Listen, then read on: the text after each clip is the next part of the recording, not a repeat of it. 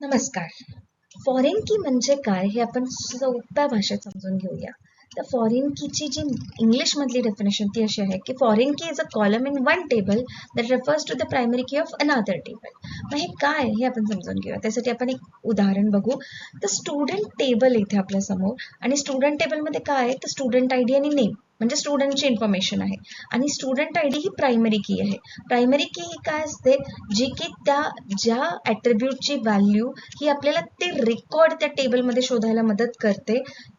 फक्त तेच रेकॉर्ड बरोबर तेच रेकॉर्ड तर ती असते आपली प्रायमरी की. आणि अजून एक टेबल येते फीज टेबल ज्याच्यामध्ये त्या स्टुडंटने भरलेल्या फीजची इन्फॉर्मेशन आहे. आता तो स्टुडंट ती फीज इन्स्टॉलमेंटमध्ये पण भरू शकतो म्हणजे तिथे मल्टिपल रिसिप्ट नंबर्स येऊ शकतात एका स्टुडंटसाठी बरोबर. म्हणून फीजची इन्फॉर्मेशन आपण वेगळ्या ठिकाणी स्टोअर केली आणि स्टुडंट्सची इन्फॉर्मेशन ही आपण एका वेगळ्या टेबलमध्ये स्टोअर केलेली. आता जर तुम्ही बघितलं तर कुठल्या विद्यार्थ्यांनी कुठली किती फी भरली हे आपल्याला कसं कळेल जेव्हा आपण त्याचा स्टुडंट आयडी इथे फीज टेबलमध्ये मॅच करू तेव्हा आपल्याला कळेल की त्यांनी किती फीज भरलेली आहे. मग आता जेव्हा हा स्टुडंट आयडी एंटर केला जातो फीज टेबलमध्ये तर तो स्टुडंट टेबलमध्ये असला पाहिजे ना बरोबर. मग या दोघांमधल्या हे जे कन्स्ट्रेंट आहे जे मी म्हणते आहे की फीज टेबल मधला जो स्टुडंट आयडी असणार आहे तो स्टुडंट टेबल मधल्या स्टुडंट आयडीच्या रेफरन्सनीच असला पाहिजे. असा कुठलाही स्टुडंट नको की ज्याची इन्फॉर्मेशन आपल्या स्टुडंट टेबलमध्ये नाहीये बरोबर. जर तो तिथे स्टुडंट टेबलमध्येच नाहीये तर त्याची फीज एक्झिस्ट करायला पाहिजे का, त्याची फीज असायला पाहिजे का फीज टेबलमध्ये तर नाही. तर ह्या प्रकारे आपण आपला डेटा काय करतोय कन्सिस्टंट ठेवतोय म्हणजे योग्य करेक्ट डेटा स्टोअर करतोय आपण. चुकीचा डेटा आपल्या टेबलमध्ये स्टोअर झाला नाही पाहिजे.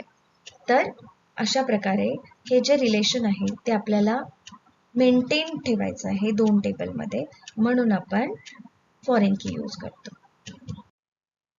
Y foreign key is used. Foreign की का वापरली जाते तर फॉरेन की वापरली जाते दोन टेबल्सला लिंक करण्यासाठी.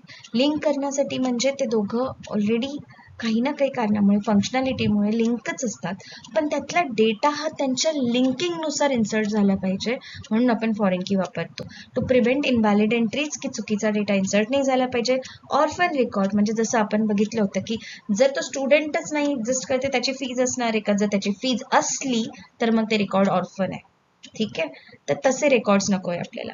To keep data consistent data हा आपला करेक्ट असला पाहिजे त्यासाठी आपण फॉरेन की यूज करतो आणि फॉरेन कीलाच म्हणतो आपण रेफरन्शियल इंटिग्रिटी कन्स्ट्रेंट. सो ती to maintain referential integrity of the data आपण फॉरेन की वापरतो.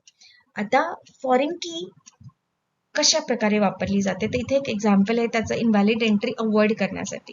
आता जर तुम्ही बघितलं तर इथे हा जो 105 रेकॉर्ड आहे 105 रिसिप्ट नंबर दिसतोय इथे.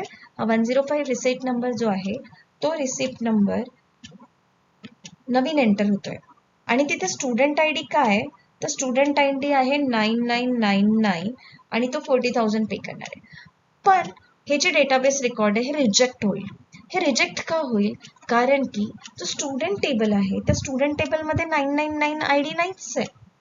मग असा जो स्टुडंट आहे जो एक्झिस्टच करत नाही त्याची फीज आपण भरू शकतो का नाही. मग ही कन्स्ट्रेंट चेक होते फॉरेन की मुळे आणि यालाच म्हणतात रेफरन्शियल इंटिग्रिटी कन्स्ट्रेंट.